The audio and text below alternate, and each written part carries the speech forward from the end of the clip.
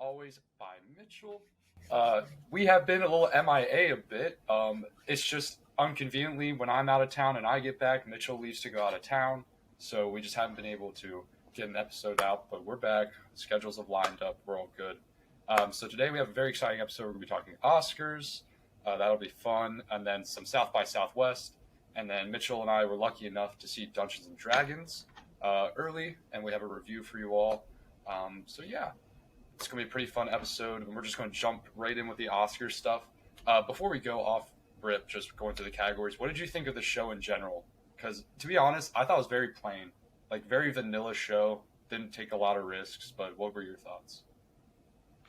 Yeah, so as you mentioned before about travel, I was actually in New York during the Oscars, so I was like doing something during that night, so I couldn't tune in 100%. Managed to get back to my room like halfway through the show, and I nicely convinced my roommates to switch on the Oscars for the end of it. So I caught the last few categories, which are like the more important ones, I guess you could term. What I thought about the show is that it definitely did not take a lot of risks, which, considering the Oscars like viewership dwindling down the last few years, might have been a good thing. We don't know.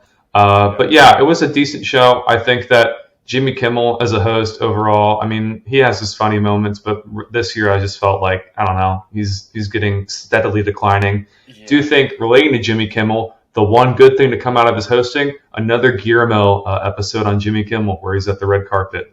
Those are absolutely hilarious every year. If you haven't seen that, I highly recommend you check that out. But yeah, I felt like, performance-wise, not to, RRR, fantastic. Had a lot of fun watching that. Didn't really see any other performances. I heard about them, though. So I know that some of them were good, some of them were okay, some of them were poor. It kind of just was a mixed bag overall. Mostly it's the same thing. Yeah, some of those music performances were a little out there, won't lie. But overall, again, it was a fine show that had a lot of records broken, so we're going to get into those records that have been broken. So the first category is Best Original Score, and the nominees for this were All Quiet, Babylon, Banshees, Everything Everywhere, and The Fabelmans. And All Quiet won the Oscar for Best Original Score. Mitchell and I have talked about this when we did the BAFTAs. We were puzzled at the fact that it could possibly, why did it win? And now we kind of look stupid. Because I don't understand how it won. We do. I really don't. I do not get it.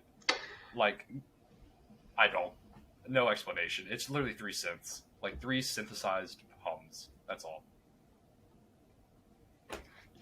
Yeah, I am so upset that Babylon did not take it. I thought for sure that was a lock because that is by far the best score in that category. But Netflix campaigns, not in the traditional sense. I think some money is slid under the table sometimes, and I think that this was a category that might have done that. I'm not saying 100%, but it just seems very weird choice. Even beating out John Williams. Are you kidding me? Fabelmans had a fine soundtrack that had more variety than All Quiet on the Western Front. It's absolutely ridiculous, I think, and it was one of the categories that every year there's at least one where you laugh about how stupid the pick is. This is by far the one this year that I'm like, what are you doing? What did the voters even do for this? I don't know how that even happened, but yeah, very confused. But the other song category they got right, in our opinions. Not to won Best Original Song from RRR. That was a no doubt for most people thought that was a no doubt. Yeah. And I'm glad they didn't switch it up and they awarded this. So yeah, again, very streamlined, very basic. I'm assuming you're very glad this won. Yeah. All right. So I am. I think it was the perfect choice. Yeah. Yep. For next, we got Best Documentary Feature. I will say all of these, in my mind, you have a case for them to win. That's how good documentaries were this year, for me at least. And Nalvani ended up winning the Best Documentary Feature, which I'm cool with because, again, any one of these I would have been fine with. That's my take. I'm not sure. But yeah, speaking from someone who saw almost all of the documentaries in this category, I don't know how many you were able to see. Were you able to see all of them or most of them or any of them? I've seen three. I've done Three? All That Okay. Breeze. Yeah, All That Breeze, and then All the Beauty on Bloodshed just went on HBO, so I just watched that and then Nalvani a while ago. Yep. So I think going in, I thought it was going to be either Fire of Love or Navani. I think that those are two of the best documentaries of the year by far. I think All Beauty and the Bloodshed had a strong awards campaign, but I think that the result was kind of underwhelming, honestly. But I think Navalny is an important documentary. I think the story needs to be told. I think that it was by far a great award for this category. And it's really a step up from other years where there's some documentaries some years that win that I'm like, it's not really like interesting. This was by far an interesting documentary. Go see Navalny if you haven't seen it. This is like your call to go see it because it's phenomenal. So yeah. Yeah, for sure. If you do have time, get this on your watch list. So next category is best sound because I didn't realize. I guess they mix sound mixing and editing. I didn't realize that they did that, but here we are. And Top Gun won best sound. Incredible. Like I think this is the only one that like this absolutely should have went to it. Batman, you can have a case in my opinion, but like Top Gun, I'm just glad it didn't go home empty-handed. And sound is a perfectly fine award for it, in my opinion. Yeah, no complaints here. Perfect pick. Cool. So next we got best costume design. This was a little interesting of a winner, I won't lie. Not that it was bad, but Black Panther, Wakanda Forever won this award over the likes of like Elvis, Everything Everywhere, and even Babylon to an extent. I'm fine. I'm fine. It's fine. I mean, I wasn't like mad that it won. I was a little shocked. I won't lie. I didn't think that they were going to go for this. But they did love the first one. They did give the first one costume design as well. So true. So I'm thinking that maybe added to it. But yeah, this is a fine pick. I don't really mind this at all. Yeah, every year costume design, not really my category. Looking at the list, Elvis or Black Panther, fine by me. Would have probably given the edge to Elvis because I think the costumes have more variety. I think in that movie definitely, but Black Panther, good for Marvel, got a costume Oscar. That's awesome. For sure. Next up, we got best makeup and hairstyling, and the winner of this was The Whale, which I was so hyped for because this was before Best Actor and it gave me great indications. So that was awesome. Yeah. Again, Batman, perfectly good case in my opinion as well. Just because of like Penguin, Barry Keoghan's Joker was like, good lord, his whole side of his face. Yeah. But I'm perfectly fine with The Whale winning. I don't know if you would have had another winner, but I'm good with that as well. I like that a lot. I'm fine with that. I'm glad that All Quiet did not sweep this category, as was the case for multiple other categories. Yep. Batman and The Whale, I know we've mentioned in the past, but they've done very similar things in terms of, Penguin and the character in The Whale. But I think The Whale definitely took it. I think that's the most impressive makeup and hairstyling by far this year, especially looking at this category. Like it overpowers. It's a juggernaut. So it is. Yeah, it just couldn't compete with it. So next category up, we got best production design. This one was also an interesting pick for us. The winner, once again, for almost every technical category, was All Quiet on the Western Front. Now, this I can more understand over score. I won't lie. Yeah. This is fine. I would have picked Babylon again. That was my pick. Was a little upset, but I can understand. That's where I'm at.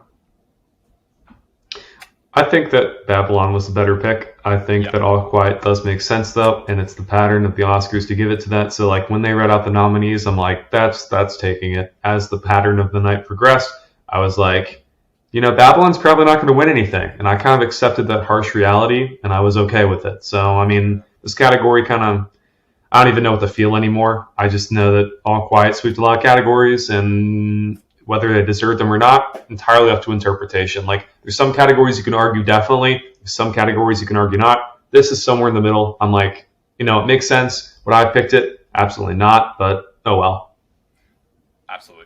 Agreed with everything you just said. So for next, we got best editing, which was won by Everything Everywhere All at Once, which is amazing. I'm so glad that this was able to win this award. I was very unsure if they were just going to give it to Baz. I was really praying they didn't, and they didn't. So I'm fine with this. I would make a case for Tar. I'm going to be honest with you. But True. I'm perfectly fine with. I love that Everything Everywhere won. But I'm just saying Tar. If Tar would have won, I would have been upset. If they gave Baz Luhrmann an Oscar for editing, I think we would have to rethink how we categorize every single movie in the Academy now. I mean, that would have been ridiculous. Yeah, the other ones are fine editing. They kind of just threw them in there, I think. Other than Tar. Tar is like an example that you could actually make. But Banshees and Top Gun are just examples they throw in there, I think, to like pad the nominee list, and they needed extra spots to fill, so they're like, throw in 2 random movies. Everything Everywhere, by far, best editing of the year. No, not a surprise, honestly. Could have expected that. So, yeah, again, very glad, very happy I was able to take that award. Next is Best Visual Effects, and to no surprise, Avatar: The Way of Water won this award. I think this was the biggest lock of the evening, if for sure, no doubt. There's not really much to say.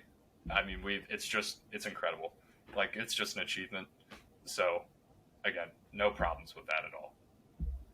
Yeah, nothing else is going to win this category next to Avatar. Valiant efforts, though, by All Quiet. I mean, All Quiet, in a different situation, might have possibly won visual effects if Avatar was not here. But I'm glad Avatar won.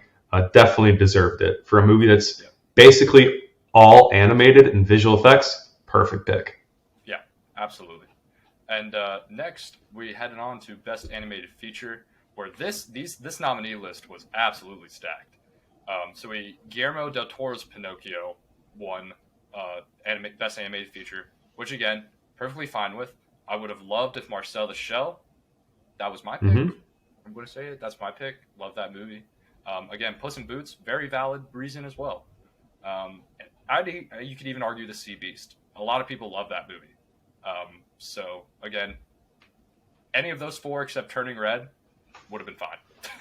Fine by me. I cannot keep watching Disney win this award like every year, and I'm glad they're straying away from it. Because, that's just gets annoying. Yeah, this is the category this year that I was very nervous about. Not because I thought Disney would take it, but because I hoped it had been Marcel or Puss in Boots, but it ended up being Pinocchio, which I'm fine with. I think Pinocchio is a very solid film. I think my problems from it stem from the fact that it seems like everything Del Toro makes is very war is bad, which is an important message, but after a while it's like, come on, bro, you don't have to like do that for every movie.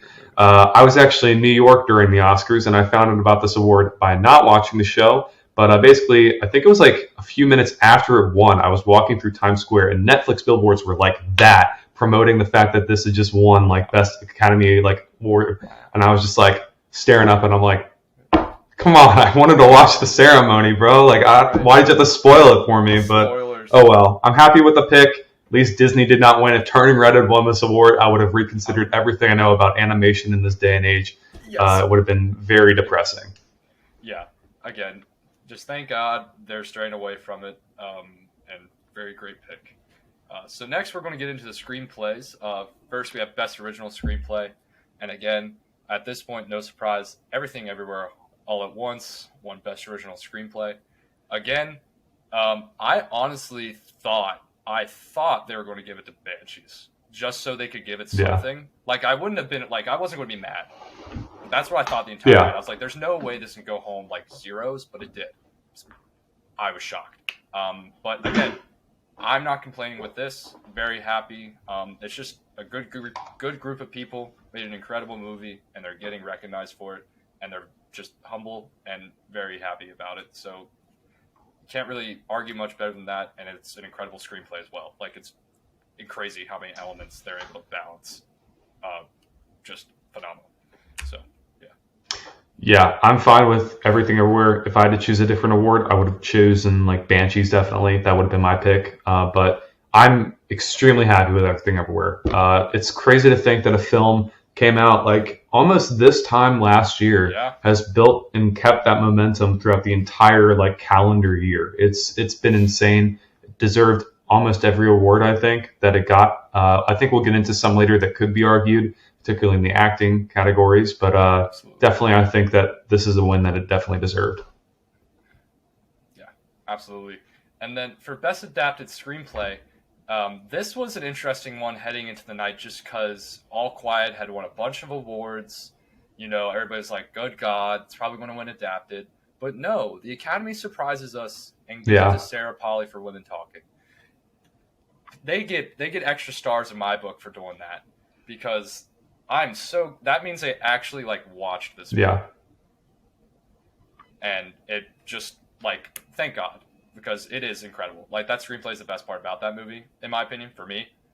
So I'm perfectly fine with that. Yeah, I don't know if you would have picked another one, possibly. yeah. I think that's a perfect pick. I think that looking at this Yeah, I category, mean I don't Top Gun, think possibly Top Living Gun, could be a pick that maybe, I think I could pick. but I'm just happy All Quiet didn't win a category. I'm not gonna lie. Going into the night, seeing it like sweep all those categories, I'm like, oh, it's gonna sweep this one, and it did. And this was one of the ones where it came up on the nominee screen where they're reading them all before they announce the award. I'm like, that's the one that's gonna win. And Women Talking won, and it's a great win in my pick. Great screenplay, great writing. So I'm very happy for that. absolutely same page. I was like watching in bed. I like perked up when I heard her name. I was like, wow, like good for her. Like actually awesome. So next we got best cinematography. This was won by All Quiet on the Western Front. Now, my opinion, absolutely valid. This is the best part of the movie. Yeah, I don't know if I'm perfectly fine with this winning. Tar could have done it. I would have been fine with Tar, but I actually like All Quiet. I thought just the way it was shot, I loved it a lot, and that's really that was my highlight of when I watched it. So, yeah, I love that pick. Maybe you have a different one. I'm not sure. yeah. I think All Quiet's definitely my pick. If I had to choose one that I think deserved it equally, if not more, Bardo. Definitely, the cinematography in that film was insane as it is with all Inarritu films. But the problem being is that it's not an awards-friendly film. Going in, I didn't expect it to win because of that. Like the negative reception it's gotten, combined with the fact that it's a very anti-Hollywood message. And Hollywood seems to love to promote films like La La Land, where it's like everything is a land of opportunity and it's very fun here. And they kind of sweep things like Babylon under the rug, where it's like, Hollywood is kind of scummy sometimes. And I think that is definitely a case here. It's a very anti-Hollywood film. So I think that definitely kind of contributed to that. But I'm happy that All Quiet won. I think that's definitely some of the most innovative and experimental cinematography of the year. If there were some categories that it didn't deserve to win, this is not one of them. This is by far like it deserved it wholeheartedly. So For sure. I mean, and you knew what you were getting as soon as that cold open ended, where the guy's yeah, the axes went into his chest and the wide and the black. I was like, yes. I was like, I'm all for this. yeah, So very happy that won. Segueing into best international feature. Again, we've been saying it a lot. All Quiet on the Western Front won yeah. best international feature. This, like to most people, no surprise. I would have picked Close. Yeah, That I like that movie more to me this year. But again, honestly, every movie you could give an argument for, in my opinion. Oh, yeah. some more than others, but like any one of them were great, like incredible. So yeah, but All Quiet, fine. It's just fine. I definitely think it's interesting All Quiet took international feature film because it's very, how do I say it, mainstream. It's not It like is. other Yes, international feature films in this category where it's kind of like experimental or like different. It's just very, comes across as very like Americanized version of international feature film, which is kind of weird to think that it's even an international feature film. Because I haven't seen All Quiet since like it came out last fall, but correct me if I'm wrong. Most of it is in English, correct? no, it's all in German. Is it all in German? I It's thought there all were in some German, parts and that then were in English. there's some parts that are like Daniel Bruhl speaks in English when he's like That's what I in the remember. room Yeah, that's what I'm remembering. with the Yeah, Brits, but like war and like the entire war and stuff is all German subtitled. yeah.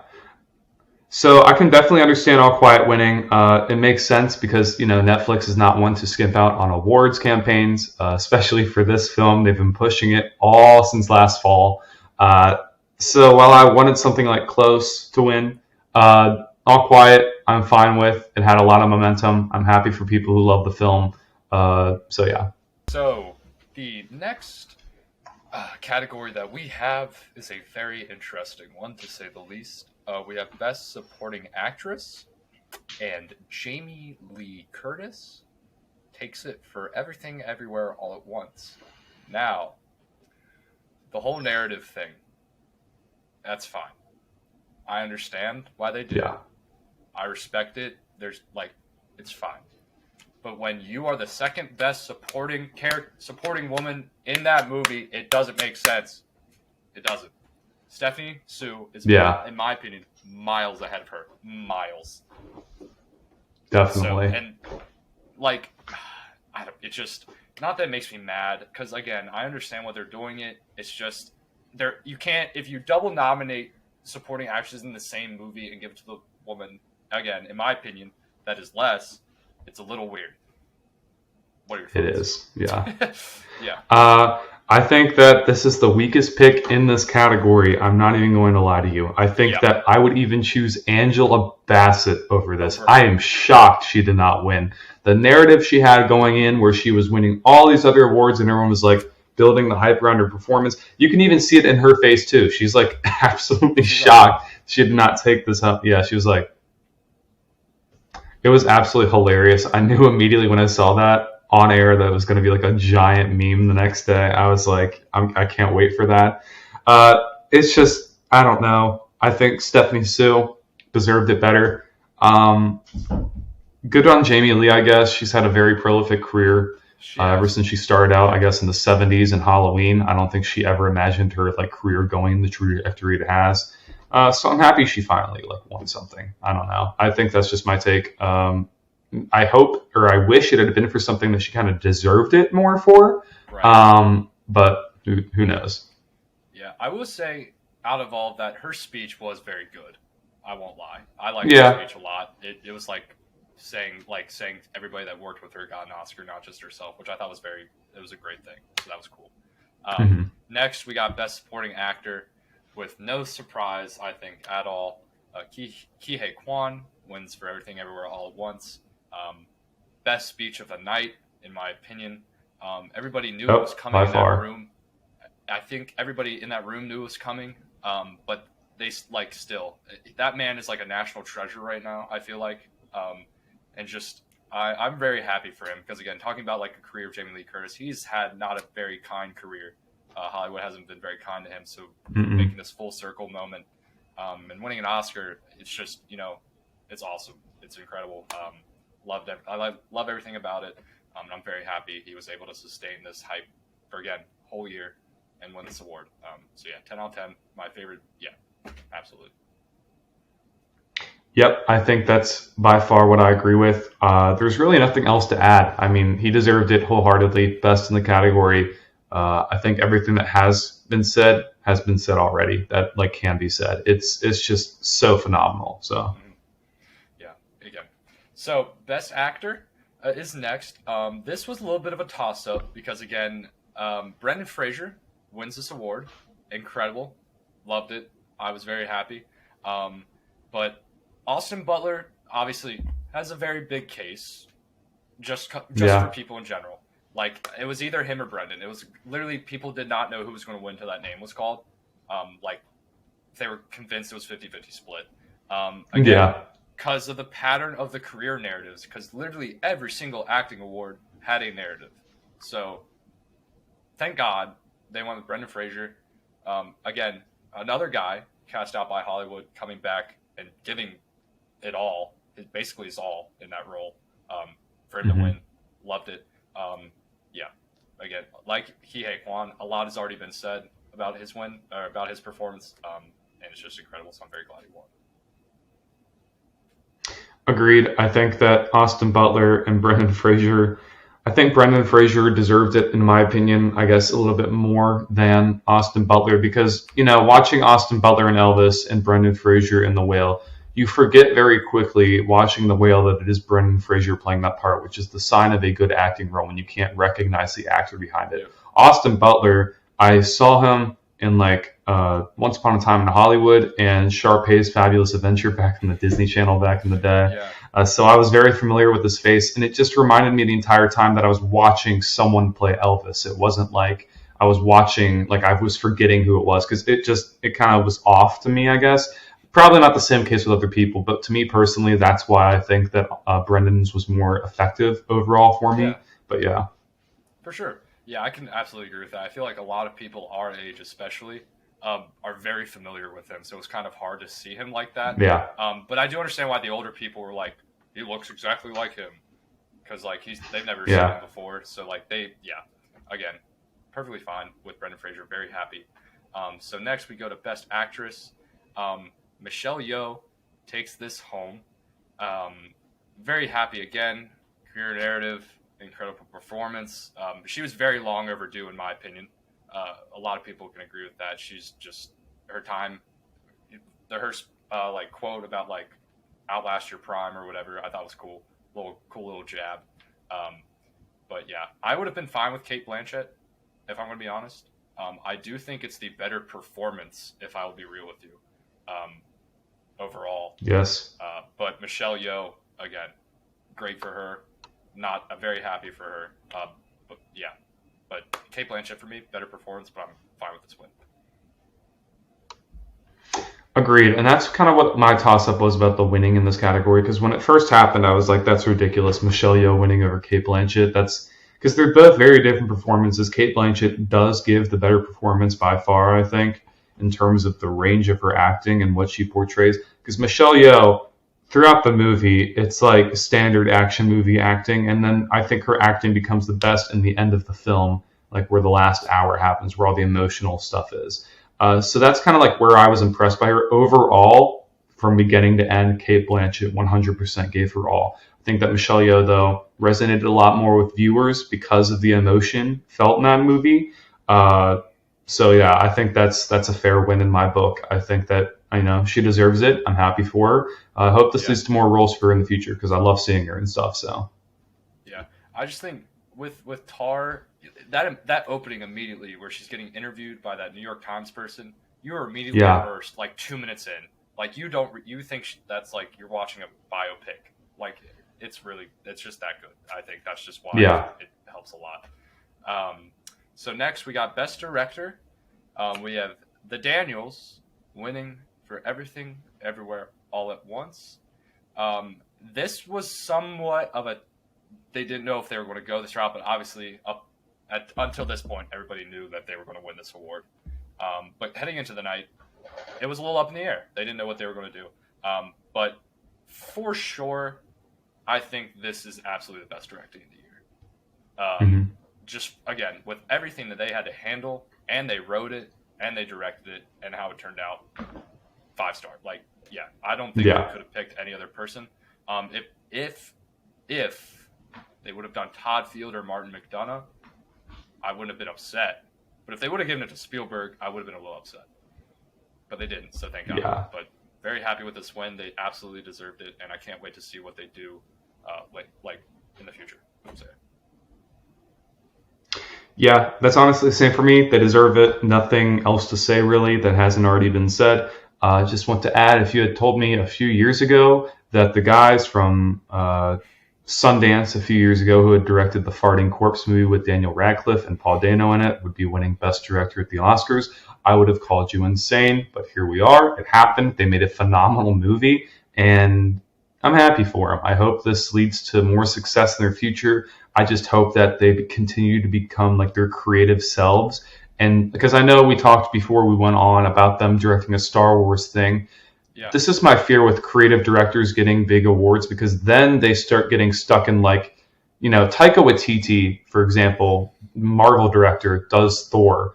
knocks it out of the park with the first one, but then is bogged down by formulaic stuff in the second one. Before he got even on Marvel, he was making creative stuff like Hunt for the Wilder People, What We Do in the Shadows are both fantastic films that show a lot of creativity. I'm just hoping that like this award for them, while I'm happy for them, I'm also like concerned that, you know, maybe they might lose their creative touch by kind of going into these different franchises. So as long as they continue to make original stuff, I'm so happy for them. All the success to them. I just wish them luck in their future. Yeah, absolutely. Couldn't agree more with what you just said.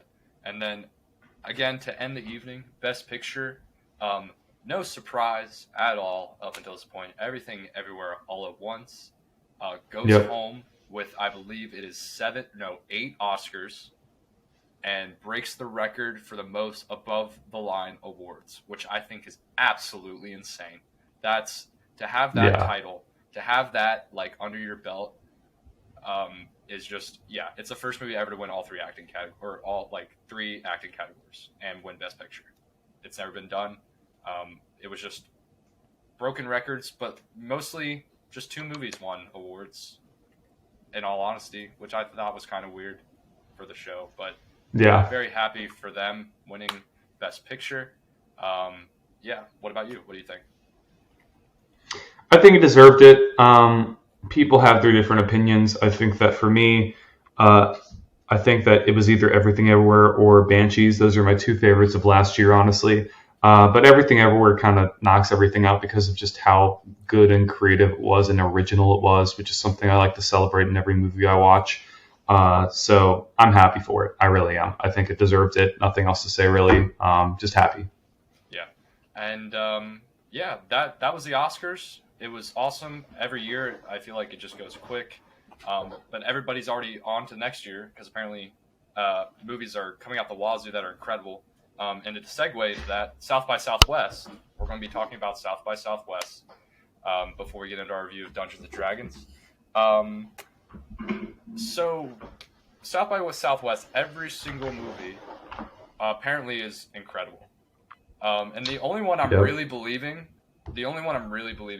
is Air. And the only reason why is because every single critic that I follow on Twitter there's no negative reaction at all whatsoever. Like, that is the only movie that doesn't have a negative reaction coming out of that festival from someone, which makes me very excited for that movie. It was one of my most anticipated of the year, and this absolutely adds to it. And then I also read something that Ben Affleck wanted this to release in December, but the studio thought that it wouldn't play to like the awards like that, and thought it was more of like a commercial thing. Well, apparently not. Apparently this, like, we don't know what it would have done, but apparently this is like a juggernaut, which is insane, and it's coming out in April, just like what came out in April last year, Everything Everywhere All at Once, which I think is kind of weird. But yeah, and then we got Evil Dead. Has 100% on Rotten Tomatoes right now. Nothing against Evil Dead. I love the 2013 one. I actually really enjoy that. You know a little bit more about it with the horror people at South by Southwest than I do. So why do you think they're overhyping this, I guess, in a way? Or maybe they're not. Maybe we're wrong, but I feel like they are, just a little bit. So it is a pattern at South by Southwest that South by Southwest is different than other film festivals. Sundance, TIFF, New York Film Festival, Cannes, they're all their own separate film festival. South by Southwest is like the film festival. If like all the other film festivals are like, here, let me start over, I guess, from the top after you asked the question. Yeah. So the thing about South by Southwest is that it's different from other film festivals. You got a group that includes Sundance, Cannes, New York Film Festival, TIFF, and then you have South by Southwest. If I could compare the crowd at all those other festivals to people who are more cultured in movie watching and like watch a lot more movies, South by Southwest is like the Marvel convention of film festivals where everyone cheers and claps, and it's like a fan event more than it is a film festival. I'm not going to say like movies that are good don't come out of there. Last year, Everything Everywhere All at Once came out of the festival. Phenomenal. Right. And it's not like there's movies this year that probably won't be good, like Air. It just tends to be that the crowd at this festivals watch the movies and overhype the heck out of them. For example, last year, especially the horror crowd, this tends to draw a very large horror movie crowd. It does. Last year, X from A24 premiered at the festival, and people walked out saying, "Oh, people were passing out and vomiting, and like everyone was like going insane. It's the scariest movie ever." It releases, it's mediocre, not like a lot of great reviews, and it's honestly not scary. So like, I'm very intrigued to see Evil Dead because everyone, is saying it's great, except for the one guy at the premiere that said the movie sucked and stormed out and was a heckler. So that's interesting. Wonder whose side we'll agree with. Will we agree with the crowd that was booing him or the actual heckler himself? We don't know. But then, like, also, there's another A24 movie coming out. I think they picked it up. It's called, I forget what it's called. It's a horror movie. I think it's Talk to Me. They picked it up, and already people are like, it's the scariest movie I've ever seen. People are going insane. It's going to terrify you. And I'm like, this sounds a lot like a movie called Skinamarink that was in theaters for like a week and then dropped. So I'm going to be cautiously optimistic. But I think that's why it tends to do that, because the people there are not overly excitable. It's just like there's a lot of fan bases there. Particular fan bases that kind of like gravitate towards one specific genre of movie. Not like Sundance where everyone kind of gets a blend of everything. Like horror movie people only book horror movies at South by Southwest. That's what they do. And then like action movie and comedy people like do their own thing. So I think that the reactions we're getting aren't from other people outside of the fan base. I think it's the reactions from inside. So I think that's what contributes to like the miscommunication, which we'll probably get into in a minute on Dungeons and Dragons, but to focus on for now, I think that's kind of what it happens. Yeah, and again, it's really interesting to see, because I believe, did Talk to Me debut, because I'm looking at it on Letterboxd right now, did that debut earlier in the year, not here? Did that debut at Sundance? Do you know of? Because I feel like I remember seeing this poster. I don't think it... Because I'm looking at some reviews and they're from January, so I'm thinking it did. Because like Matt Nagalia and then like Oscar Expert and LME. It premiered at the 2023 Sundance Film Festival. Yeah. It did. That's what I thought. I did not know that.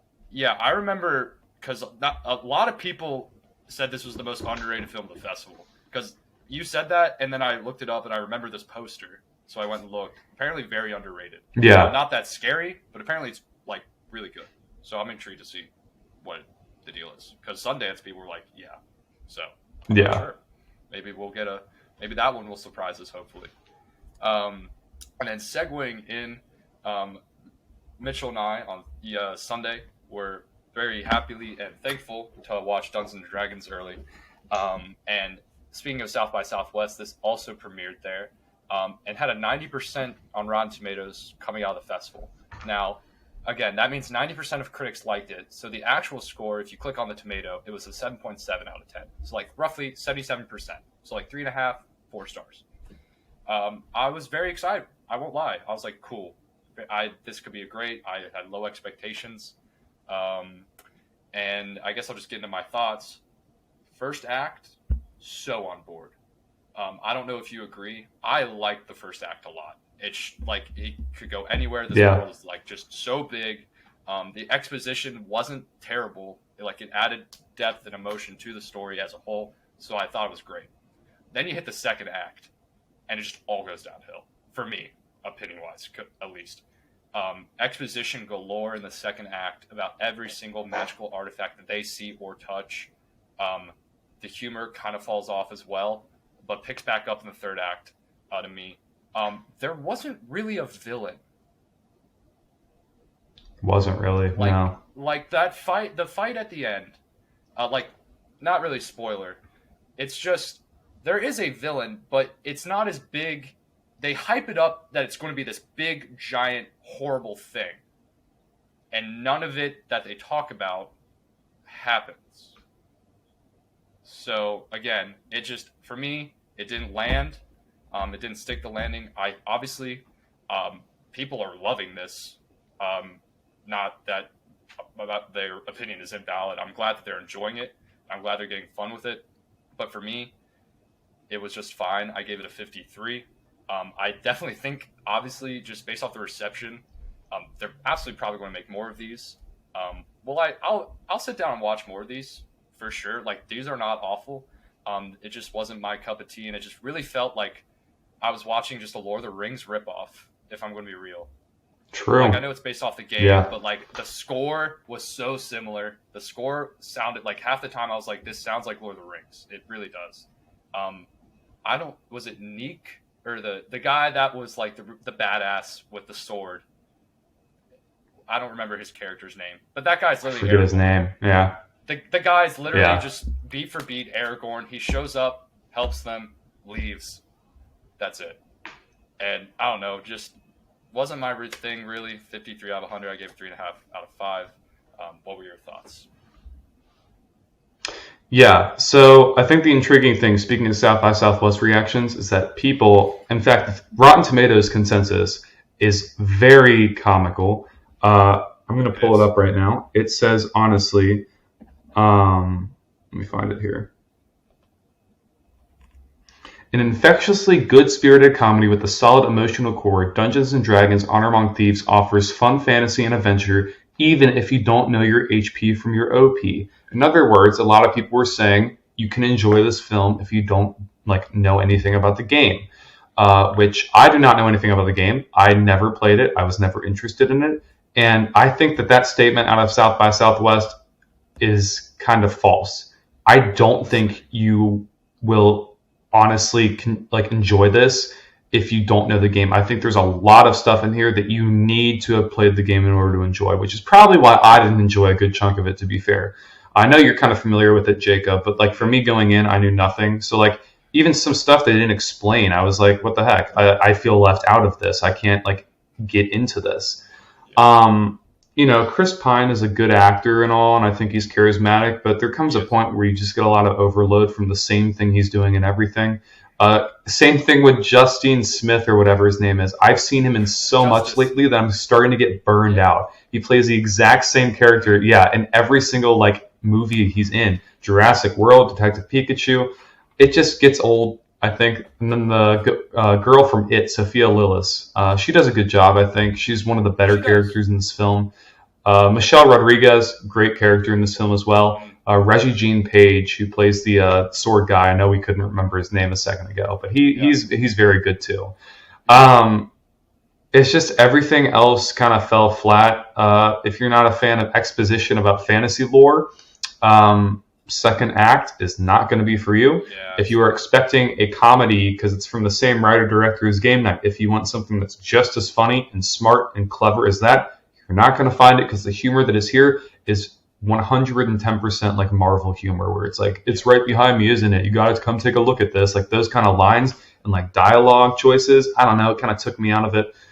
In the end, I think that this is going to be a lot of people's things. I gave it a 50 out of 100, similar to you, Jacob. I think that I'm happy for the people who are going to find a lot of things to like about this, but I think that the reviews are misleading when it says everyone can find enjoyment in this, because I do think it's for a certain group of people that are fans of this franchise. I don't think that everyone can kind of get into this, but that's kind of my opinion. I think that, give it a shot if you think it looks interesting and funny.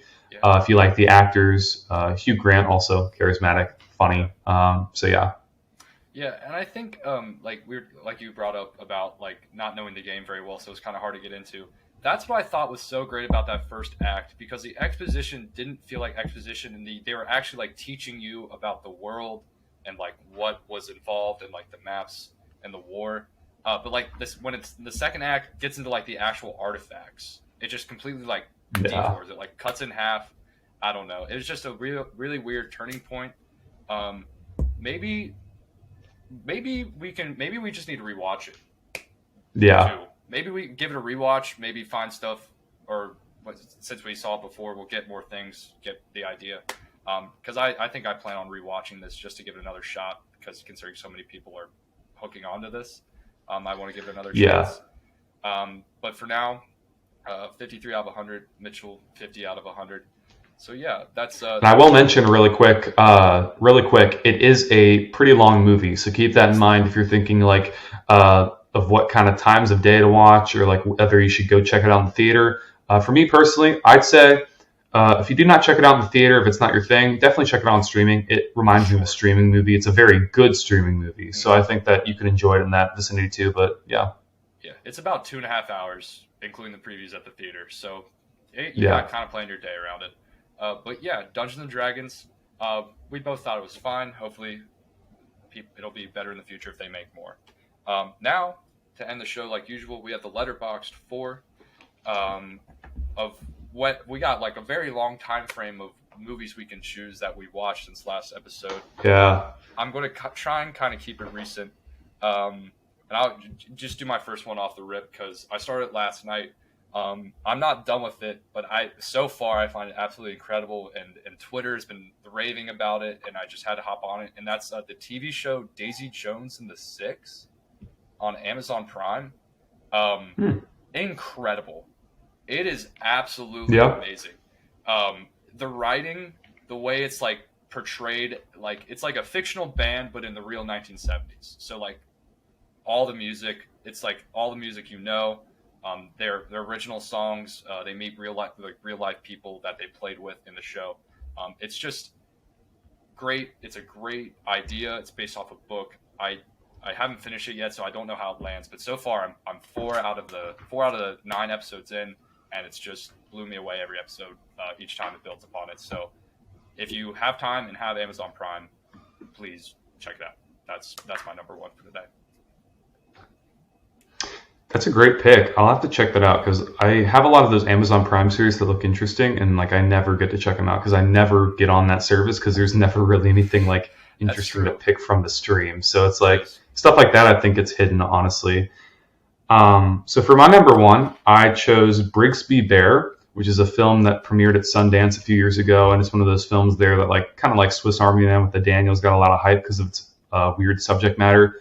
I gotta say, it was picked up by Sony Pictures Classics, which is odd because they do not pick up any movie, just like any movie off the street. Right. They have like a specific style, specific like wants that they want to distribute. And going in watching the trailer, it's very edited, so it's like kind of weird and quirky. And the film is very misleading because it tells you a plot synopsis on Google, and that is 110% wrong. What the film is actually about, I'm not going to spoil, but it's like very heartfelt and mature, and the ending is very uplifting. It's kind of like, I would compare it to Little Miss Sunshine for like football mascots. That's what I'm going to compare it to. So it's very heartwarming, very uplifting. Greg Kinnear is in both movies, actually, so it's kind of like his kind of forte, honestly. But Kyle Mooney is so charismatic. It's very emotional. Mark Hamill, Luke Skywalker himself, in it, so like that's a plus. So yeah, I gave it an 89 out of 100. It's one that's a very breezy and fun film. Definitely gonna rewatch it at some point because the rewatchability factor is very like high. It's very lighthearted. Yeah, I haven't seen that. I know you and I have talked about off air how much you like it. It is on my watch list. I hope to get around to it because it's just one of those, like, again, Sony Picture Classics. Usually, what they pick up is like, again, gold most of the time. Like that's what they do. So very excited when I get around to that. So for my second pick. I'm not sure if you've seen this. I hadn't heard of this movie until my buddies Pat and Jack showed me This Is Where I Leave You. It came out in 2014. It's directed by Sean Levy. Had no idea this existed. It's about a group of siblings in the family. It's like played by Jason Bateman, Tina Fey, Adam Driver in one of his early roles before he got famous, and Corey Stoll play a family where their father dies.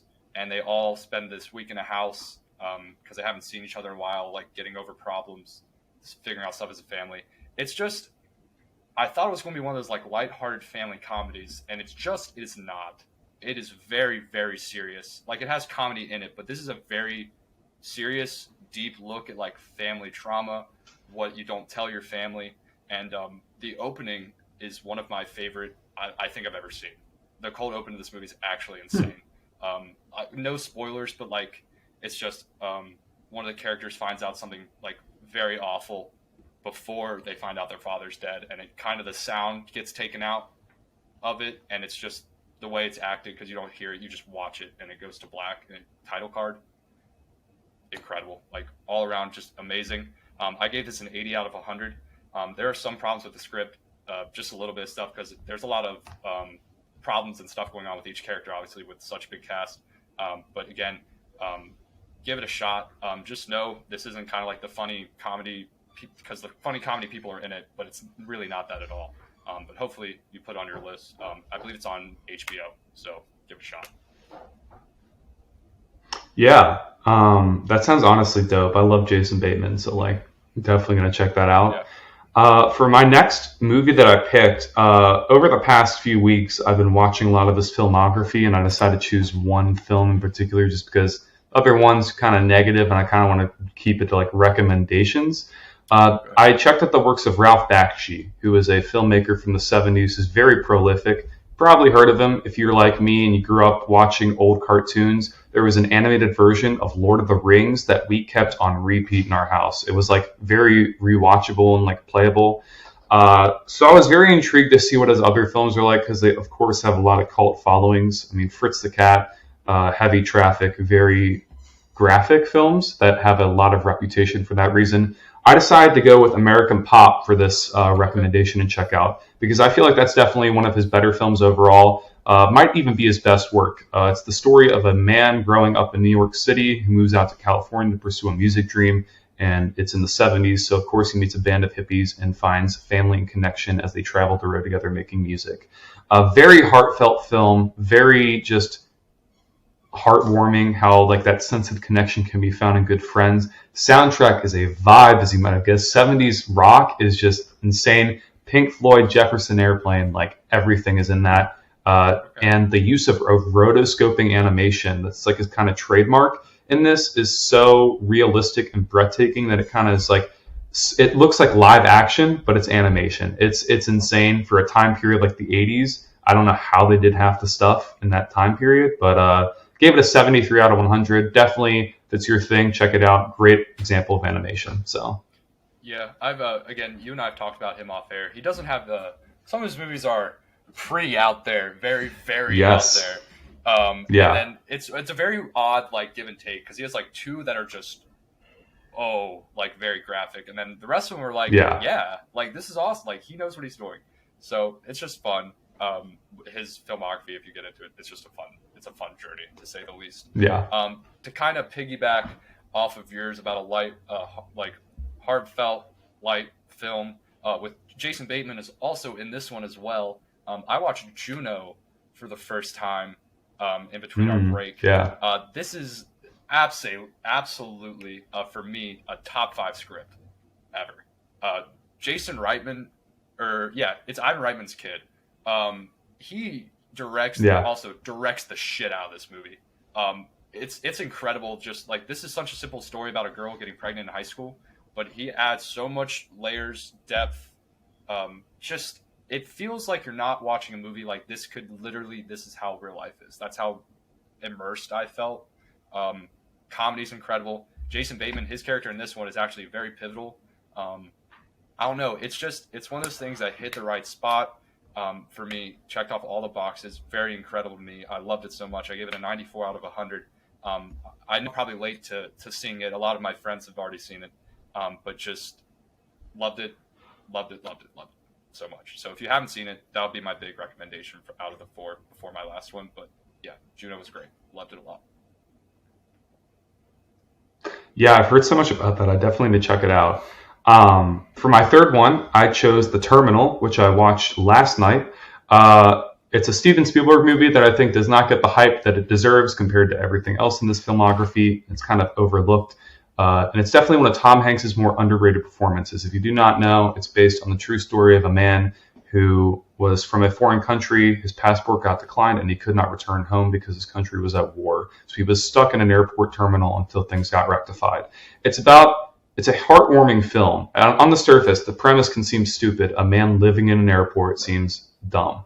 But the connections he's able to make with the workers there, the friendships he's able to make, in the last 45 minutes as you learn why he's in the United States to begin with, is so worthwhile. And Spielberg knows how to pull emotion out of simple situations. And it's almost like a tearjerker. It's so heartwarming and warm and friendly. And it's just such a vibe. The cast is insane. Diego Luna shows up. Zoe Saldana shows up. I can't believe that they were in this film. I think it definitely deserves a lot more hype than it ever gets compared to his other filmography. I mean, it's not going to compare to Jaws. It's not going to compare to like Jurassic Park, but it's a very good drama. It's very down to earth. I gave it a 76. Definitely would recommend it. Yeah, I mean, when I was getting into film, like first starting out, like Tom Hanks was like my favorite actor. Obviously, that's changed. Like I was just getting into it, so like I thought I was cool by saying that. I won't lie to you. But like The Terminal, I actually really love, and I'm glad you like it too. Because some people I know like aren't a fan of. Oh, they hate it. Like hate it absolutely, which I can understand why. It's a very like split down the middle movie. But I'm glad you enjoyed it because I really like that performance as well. It's like more, like very grounded. Like he doesn't really do a lot of that anymore. Tom Hanks. So it's glad to see him in that kind of space. For my last one, I'm going to pick Scream 6. I love the Scream movies very much. I don't know. I forget if we talked. Have you seen the first one or any of them at all? None of them. Okay. So to me, this is the best sequel. Obviously, the original is incredible, but for the 6th movie in a franchise to surprise me by what it is doing still, it's incredible to me because Scream is one of the few franchises that can go on in each decade because it makes fun of the current state of film, whatever year it's in. So like the formula can never, in a way, die, but like they could become bad. But obviously, Matt Olpin and Tyler Gillett, they did Ready or Not a couple years ago, and they did Scream 5 as well. Oh I think they absolutely know what they're doing. The direction they're putting this in, the themes, the script, it was awesome. And to see Ghostface be like, he's brutal in this. Like in the other ones, he's like knife slash, but like headshots with a shotgun, like multiple stabs. Like this movie is gory, makes Ghostface like incredibly scary. And the subway scene is, I think, like one of the best in the franchise for tension and just how it's shot and edited with the lights. I gave it an 86 out of 100. Again, my second favorite of the franchise. And if you haven't seen them, I'd highly recommend. They're just fun times and they're smart. They're very smart, good comedy, and they have great commentary on film for whatever decade it came out in. So yeah, Scream 6, very big fan. Yeah, I'll definitely check out Scream. I was going to check it out last October during like Halloween season, but Halloween kind of like the Halloween series in general kind of interfere with that because I tried to watch them all. For my last pick, I chose a movie that I absolutely loved, First Cow, directed by Kelly Reichardt, who is directing Showing Up for A24, which is coming out this spring, I think. I forget. That's the Michelle I think Williams it's May, yeah. That's the Michelle Williams Pottery one, right? Is that movie? Okay. Yeah, that's the Michelle Williams Pottery one. Okay. Based on the trailer for that one, very similar vibe to that film. First Cow, I might have said it before, but Westerns are my absolute favorite genre of film. My all-time favorite film is The Good, the Bad, and the Ugly by Sergio Leone.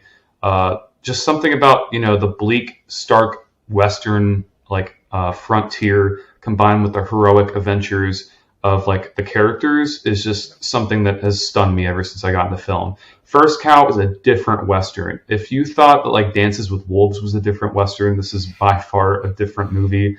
It's more a kind of, I would compare it to an ASMR like video, but in a movie form. It's shot in a cozy 4:3 aspect ratio with a soft filter on it.